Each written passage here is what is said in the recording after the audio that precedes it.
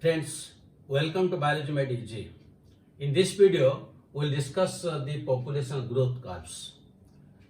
In the previous videos, we have discussed the different attributes or different characteristics of population, and there also we have discussed that the population size is not always constant. It may increase or decrease. But when it is increasing, what rate it is increasing? If decreasing, what rate it is decreasing? That means during increase or decrease, it gives rise to different types of growth curves, and that we will discuss now. So during this growth curve, we will find two types of growth curves are there. The growth curves are of two types. One is exponential growth curve. Exponential, or this is also known as geometric growth, while the other is known as sigmoid or logistic growth, or this is also known as, according to the name of the scientist, Verhulst Perl logistic growth. And here it shows a J-shaped curve because it increases exponentially geometrically, while here it shows a S-shaped structure like this. This is the difference. Now let us discuss each one. Now first let us discuss this exponential or geometric growth.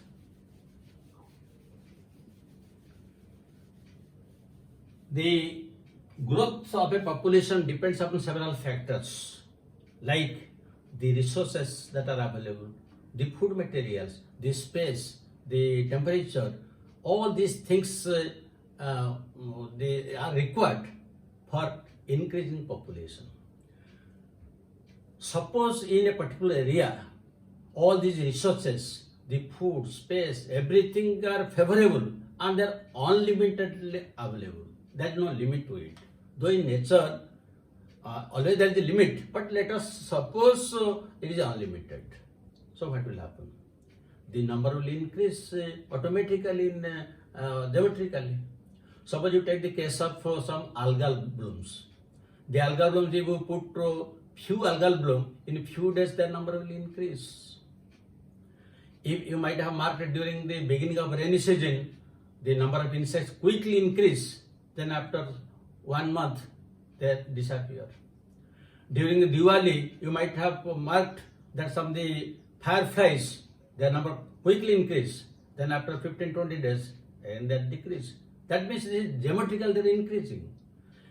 If we go through the lemmings are some rodents found in polar areas.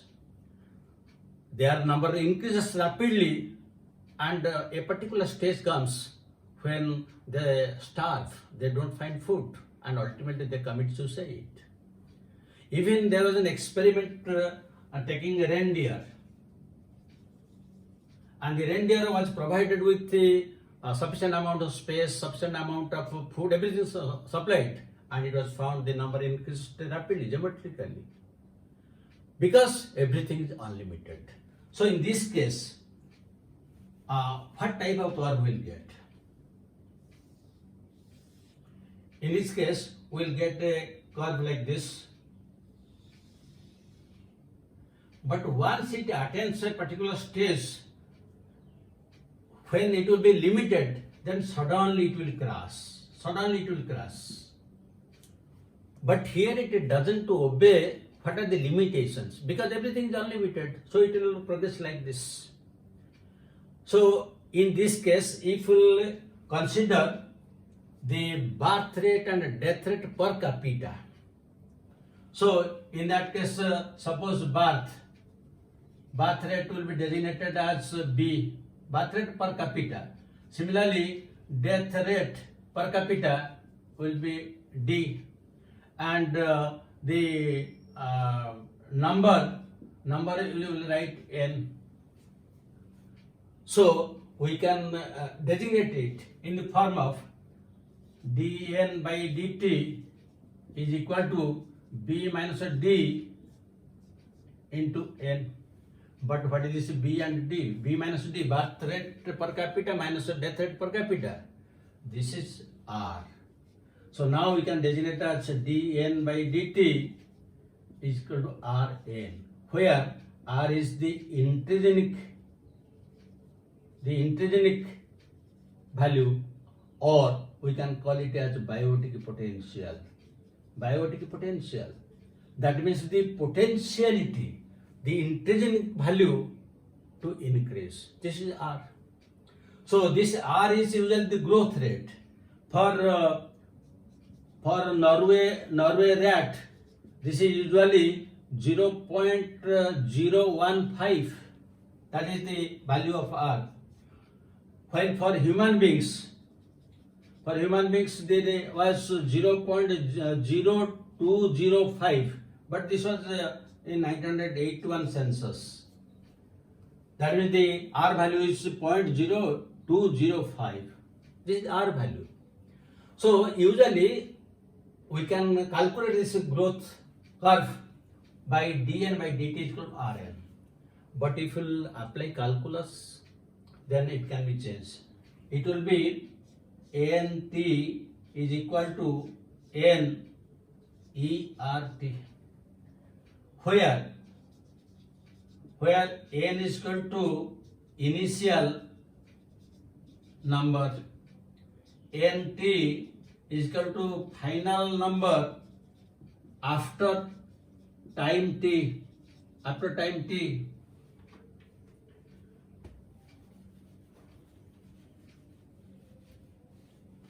Then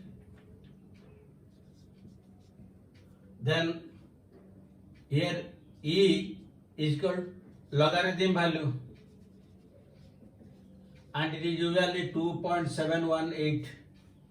Then R is equal to intrinsic rate of increase, and again T is equal to time, which may be 1 year, 2 years, 3 years, 5 years, like this. This is according to calculus. So we can designate it as either dn by dt is equal to Rn. This is one you have to remember, and the other is nt is equal to n ERT.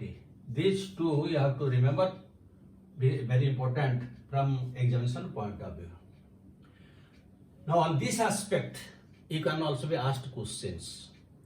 Suppose in a population, the R value is given. Suppose the R value is 0.0125 like this. Then time will be given 5 years. Then the initial number is suppose 1000. Then you calculate the number after 5 years, what will be the number? So already you know the value of E value, you know, R value is known, T is known, and initial value is known. So now you can calculate it. This is very important from examination point of view. And how this number is increasing, it is difficult to believe unless we give some examples. Darwin has given the example of elephant. Elephant is the slowest breeder. In its lifespan of about 100 years, it gives rise to only 1 or 2 offsprings. And if all these offsprings will survive and they will reproduce without any check, the number will be a huge amount. If this is the case in case of slowest breeder, then what happens for other organisms? Let us give one example. Once there was a bet between the king and the minister, and when they were playing chess, the king was confident that he will win the game. So jokingly he told the minister, if you will win, what you will take from me? Then the minister told, I want only some wheat grains. But these wheat grains should be 1 in the first square, then double, 2 in the second, then double, 4 in the third one, and then double, 8 in the next one. So for all the 64 you give like this. King laughed. Oh, this minister behaving like an idiot. Instead of some ornaments, he is asking for wheat grains. Unfortunately, the minister won the game, and he asked the king to give grains. Then the king asked the servants to bring the grains. Then 1 grain, first one, second one 2, 4, 8, 16, 32, like this. And when half of the chessboard was completed, all the grains of his country were completed. So he admitted his defeat. Now, what will be the number? Again, you take the case of paramecium. In case of paramecium, if one paramecium, it doubles itself in a single day, it becomes 2 per day. So, in 64 days, how many will be there? It will be 2 to the power 64. And what is the number of the 2 to the power 64? It will come to several trillions. The same case happened with the king and the minister. In the chessboard there are 64 squares. And when 2 to the 64, the last one will become to trillions. Then previous one 63, half, then half. So this is how the geometric growth takes place, because there is no check to it. But this is always not possible, because always in the nature there are always checks and balances. Nothing is available in unlimited, the resource is not unlimited, the space is never unlimited, because after a particular stage everything will be limited. So in that case, the other curve, that is the sigmoid curve or logistic curve. So in case of logistic curve, what is happening, you see.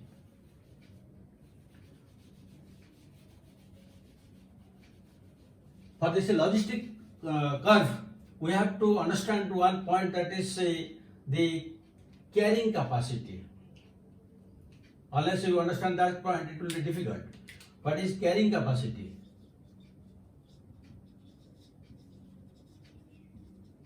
Carrying capacity designated as K.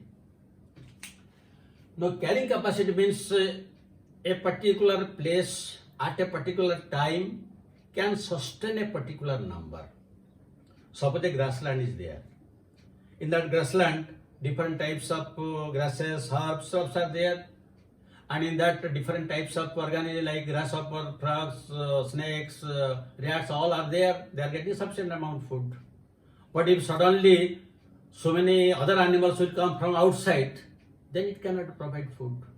That means that particular grassland at a particular time means in a particular season, because the number of grasses and herbs, shrubs will be different in different seasons. Their number will be more in a rainy season, less in summer season. That is why I am using the word in a particular time. So a particular place at a particular time can sustain a particular number. This is known as carrying capacity. Let me give another analogy so that you can understand more perfectly. Suppose in a classroom, there is arrangement for 50 students. 50 students can sit comfortably, and for their use, there will be different types of books, library books in the classroom. Then for them there is breakfast, lunch, dinner, so that they will not go outside. They will read so that they will secure more marks. So suppose nobody is there. Now one student will enter. Then he will sit wherever he likes, and whatever breakfast, lunch, dinner he can take. Then 2, 3, 4, up to 50 there is no problem, because there are 50 seats and 50 plates of breakfast, lunch and dinner. But when I will enter into the classroom, I have no seat. I will stand like this. When you will take your lunch, simply I will look at you. You may request that please take. But if instead of one, if 10 or 15 people will come, so many people are there, we can share. And if the number will be doubled 100, then there will be fighting for lunch, dinner, for space. That means here the environment is resisting, because the carrying capacity was 50.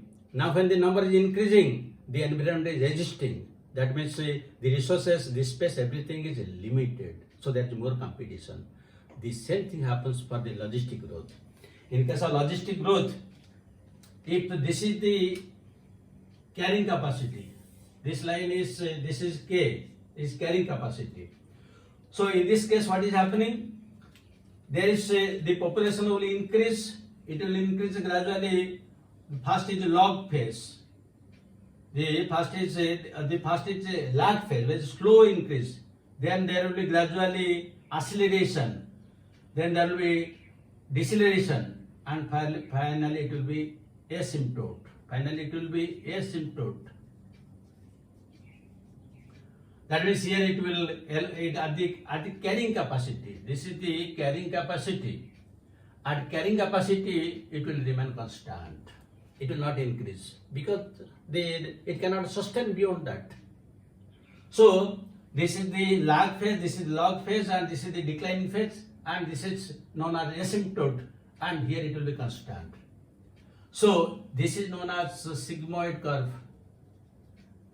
Sigmoid curve, or this is known as logistic growth curve, or as already I have written, this is Verlust for logistic growth. So this is J-shaped, while this is S-shaped.